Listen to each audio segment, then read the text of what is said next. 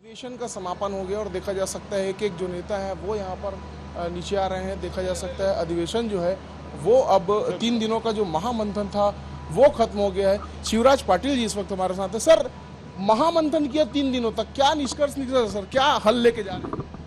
हल लेके जा रहे हैं कि कॉन्स्टिट्यूशन को अच्छे बनाए रखे, देश की एकता को मजबूत बनाए रखे, इकोनॉमिक डेवलपमेंट के अंदर जो है पहले जो डिसीजन लिए हैं उसके ऊपर काम करें, नए भी डिसीजन ले लें।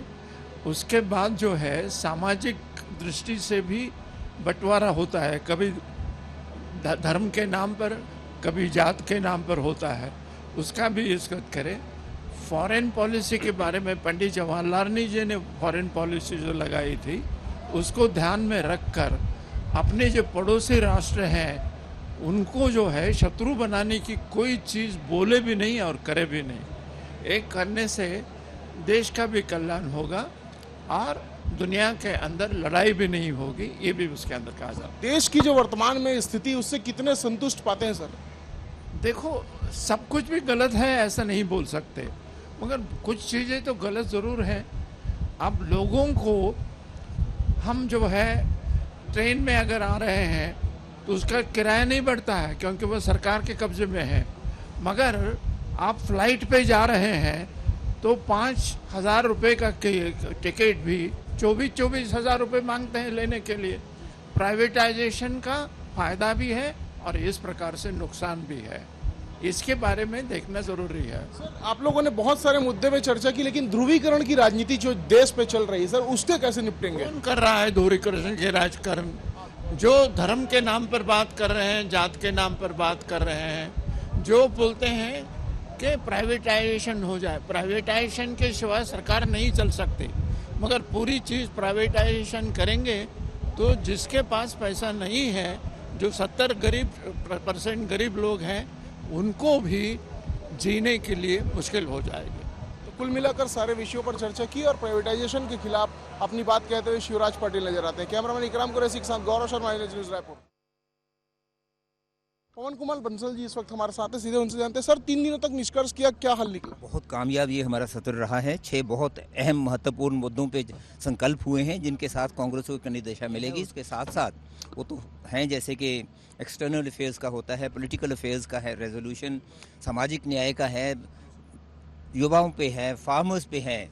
हमारी नीति जो वैसे स्पष्ट है उसको आगे उन पे फिर चर्चा हुई है, लेकिन एक संविधान में जो संशोधन किए हैं उनमें महिलाओं को, ओबीसीज को, एससीज को उनको 50% उनके लिए रिजर्वेशन हर लेवल पे करना, और उसके बाद जो पूरा है सर उसमें से फिर 50% जो 50 साल की कम उम्र के लोग हैं और महिलाओं को उनके लिए सुरक्षित किया है। ये बहुत बड़ा कदम एक उठा रही है ताकि जो कंटिन्यूटी विद चेंज की हम बात करते हैं उस हिसाब से आगे आगे पार्टी बढ़ती रहे। सर, चुनावों के लिए कितने तैयार हुए? सर, चुनाव के लिए कितने तैयार? ये आज यहाँ बैठे चुनाव की ही तैयारी नहीं, चुनाव की तैयारी तो लगातार चल रही है। आज से 1 साल पहले भी जब पदयात्रा हुई थी उस वक्त कोई चुनाव की तैयारी नहीं थी, लेकिन आप सब मानते हैं कि उसने कितना अंतर डाल दिया पूरे माहौल में। ऐसे ही अब हमारा अब चुनाव के लिए तैयारी होगी। इसके बाद जो हाथ से हाथ जोड़ो प्रोग्राम है, एक माहौल अच्छा रखते हुए देश में हम अपने चुनाव के लिए आगे बढ़ रहे हैं और मुझे विश्वास है कि बहुत बढ़िया नतीजा कांग्रेस के लिए रहेगा। बहुत बढ़िया नतीजा चुनाव में कांग्रेस का निकलेगा, ये कह रहे कांग्रेस के राष्ट्रीय कोषाध्यक्ष पवन कुमार बंसल। कैमरामैन इकराम कुरैशी के साथ गौरव शर्मा, न्यूज़ रायपुर।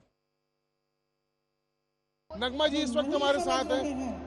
नगमा जी, कितना इम्पोर्टेंट होने जा रहा है ये जो अधिवेशन है 3 दिनों का रायपुर में जो हो रहा है, कितना इम्पोर्टेंट होने जा रहा है? ये हमारी 85th अधिवेशन है और इसके पहले 84 हो चुके हैं, तो वो जाहिर सी बात है कि हिंदुस्तान के जितने भी मूलभूत मुद्दे हैं उसको हमेशा से कांग्रेस पार्टी ने एड्रेस किया है और आगे भी करते रहेंगे। महंगाई का मुद्दा है, बेरोजगारी का मुद्दा है, औरतों को, बेटियों को जिस तरह से तकलीफ उठानी पड़ रही है, दिल्ली जैसे कैपिटल में भी जो भाजपा के अधीन में दिल्ली पुलिस आती है और किस तरह से उनको, लड़कियों को 14-14 किलोमीटर घसीटा जाता है, मारा जाता है, पीटा जाता है। हर वर्ग त्रस्त है, उन सबको उनकी जिंदगी को बेहतरी कराने के लिए ये कॉन्फिडेंस है और ऐसे कई सारे पहले भी हुए हैं। कांग्रेस पार्टी 70 साल से भी ज़्यादा रही है, 130 साल से भी ज़्यादा पुरानी पार्टी है, तो इसमें जो भी होता है ये लोगों की बेहतरी के लिए होता है। मेरा एक अंतिम सवाल आपसे ये है,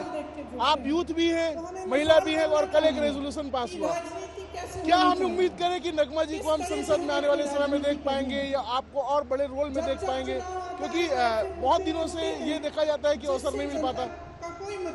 देखिए, मैं ऑलरेडी ऑल इंडिया की जनरल सेक्रेटरी हूँ महिलाओं के पिछले 8 साल से, और साथ साथ में मैं मुंबई की मेन कांग्रेस की उपाध्यक्ष भी हूँ। और मेरा जो किरदार होता है एक पार्टी के सिपाही का रोल का, मैं अच्छी तरह से पूर्ण कर रही हूँ।